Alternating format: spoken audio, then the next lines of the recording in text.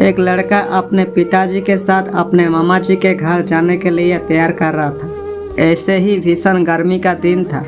अपने घर से उस लड़के के मामा घर की दूरी में सैकड़ों किलोमीटर का अंतराल था, इसलिए उन्होंने पैदल जाने से बचने के लिए एक घोड़ा का बंदोबस्त किया। और अब लड़का, उसका पिता और घोड़ा तीनों सफर के लिए निकल पड़े। पिता ने उसके पुत्र को घोड़े पर बिठा दिया और घोड़े की लगाम पकड़कर उसके पिताजी पैदल चलने लगे। अब बाप बेटा दोनों मस्त बातचीत करते हुए सफर का मजा ले रहे थे कि अचानक दो अन्य यात्री उस रास्ते से गुजरे और पुत्रों को घोड़े में बैठा देखकर एक व्यक्ति ने कहा, कैसा फालतू और नालायक बच्चा है, इसका बाप पैदल चल रहा है और ये मस्त घोड़े पर बैठकर आनंद ले रहा है। उसका बेटा स्वाभिमानी था और उसे ये बात चुभ गई। उसका दिल टूट गया।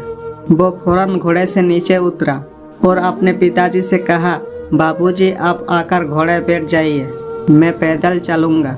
अब लड़का लगाम पकड़े पैदल चलने लगा।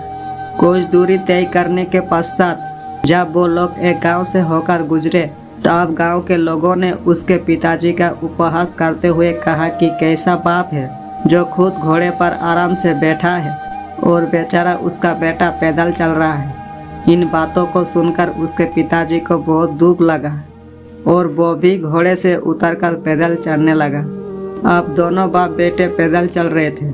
कुछ देर बाद फिर से कुछ लोगों ने व्याख्या करते हुए कहा कि ये दोनों कैसा पागल है जो घोड़ा रहते हुए भी पैदल जा रहे हैं, मूर्ख कहीं के।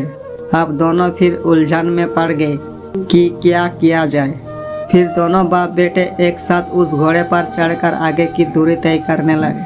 अब कुछ दूरी तय करने के बाद फिर दो आदमी ने उनसे कहा कि कैसे दो पागल इंसान है, ये तो घोड़े की जान लेकर ही छोड़ेंगे।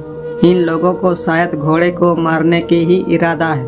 पिता पुत्र दोनों ही घबरा गए और घोड़े से नीचे उतर आए और दोनों एक पेड़ के नीचे छांव में सिर पकड़कर बैठ गए और सोचने लगे कि ये दुनिया अब हमें किसी भी हाल में जीने नहीं देगी। लड़के के पिताजी समझदार थे, इसलिए उसके पुत्रों को समझते हुए बोले कि देखो बेटा, आज एक बात अपने मन में गांठ बांध लो, जिंदगी में हमेशा अपने भीतर की आवाज़ को ही सुनना। यदि बाहर की फालतू आवाज़ों सुनोगे तो यकीन कभी भी तुम अपने मुकाम तक नहीं पहुंच सकते।